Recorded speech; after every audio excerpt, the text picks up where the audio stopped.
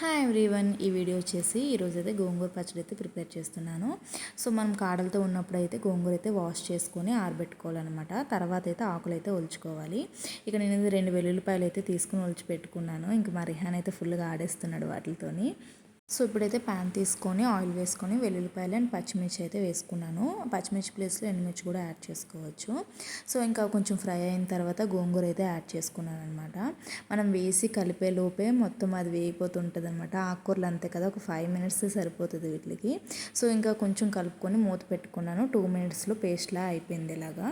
So ఇంక stove అయితే of చేసుకొని కొంచెం చల్లగా అయిన తర్వాత మిక్సీ అయితే చేసుకోవాలి. సో ఇంక ఈ పేస్ట్కి అయితే నేను పోపు అయితే వేయట్లేదు అనమాట.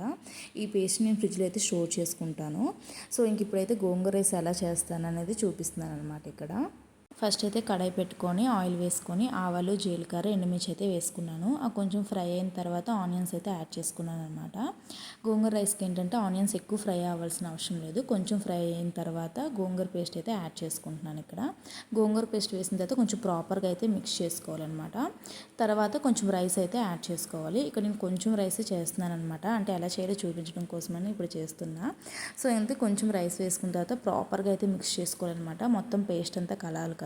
సో ఇంకా బాగా మిక్స్ చేసుకొని లాస్ట్లో కొంచెం సాల్ట్ అడ్జస్ట్ చేసుకుంటే గోంగూర రైస్ అయితే రెడీ అయిపోతుంది. చాలా అంటే చాలా టేస్టీగా ఉంటుంది గోంగూర రైస్. గోంగూర పచ్చడిలో మనం రెడీగా పెట్టుకుంటే నాన్ వెజెస్ ఉండేటప్పుడు కూడా మనకి చాలా ఈజీ అవుతుంది అనమాట. అప్పటికప్పుడు ప్రిపేర్ చేసుకునే అవసరం ఉండదు. అంతే, ఇంక వీడియో నెక్స్ట్ వీడియోలో కలుద్దాం.